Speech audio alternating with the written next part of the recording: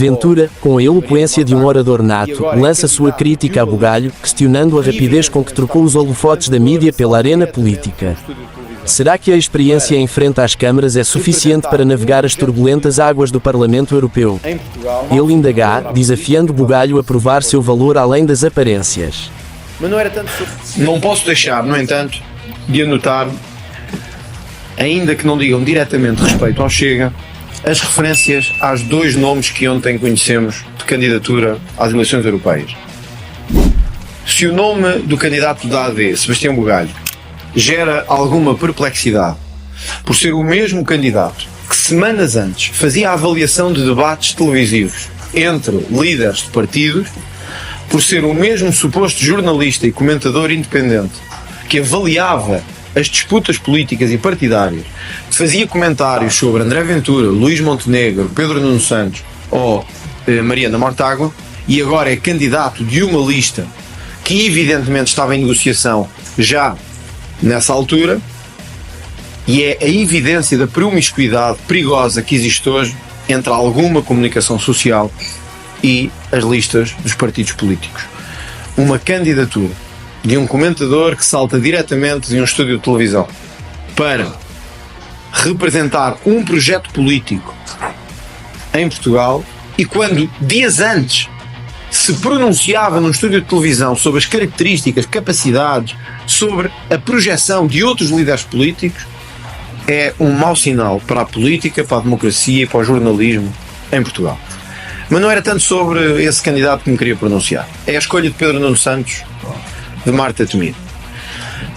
Só um líder muito imprudente, ou com o desejo de dividir ainda mais o país, poderia apontar a Ministra da Saúde que se demitiu após uma grávida ter, mais uma vez, em Portugal, porque infelizmente não foi caso único, se ter confrontado com a morte por falta de atendimento hospitalar. Só uma enorme imprudência ou o desejo de dividir ainda mais os portugueses podia fazer com que a escolha de Marta Temido fizesse sentido em Portugal. A Ministra, a quem é quase consensual hoje, inclusive é Pedro Nuno Santos, que a saúde estava numa das piores fases de sempre. A Ministra que é o rosto e a responsável dessa saúde e dessas condições, é a única figura que o PS encontra para encabeçar uma lista ao Parlamento Europeu. É um pouco perplexo e é um pouco bizarro que o Partido Socialista, depois de 8 anos de governo, em que provavelmente o pior dos segmentos em termos de serviço público que temos hoje é o segmento da saúde. Este segmento foi representado e incorporado por Marta Temido durante a grande maioria do governo socialista. E é ela a escolha de Pedro Nuno Santos para encabeçar a lista do Parlamento Europeu. Isto mostra duas coisas. No caso do PSD, mostra obviamente a incapacidade de recrutar fora. Um governo que não conseguiu maioria, um governo que não conseguiu recrutar a figura que queria, Rui Moreira, e que escolhe segundas linhas ou terceiras, sem se preocupar sequer, ele e o candidato, ele, Luís Montenegro e o candidato, com a verdadeira falta de vergonha, de imparcialidade, que ainda há poucas semanas e meses víamos passar pelas nossas televisões como comentador supostamente independente. Mais do que isso, no PS é mesmo uma falta de vergonha grosseira apresentar a Ministra responsável pelo Estado da Saúde, que todos os partidos, inclusive o PS, estão neste momento a tentar combater e reverter, procurando programas de emergência, programas de apoio, recrutamentos extraordinários, aumentos de salários extraordinários, reversão das condições de reforma.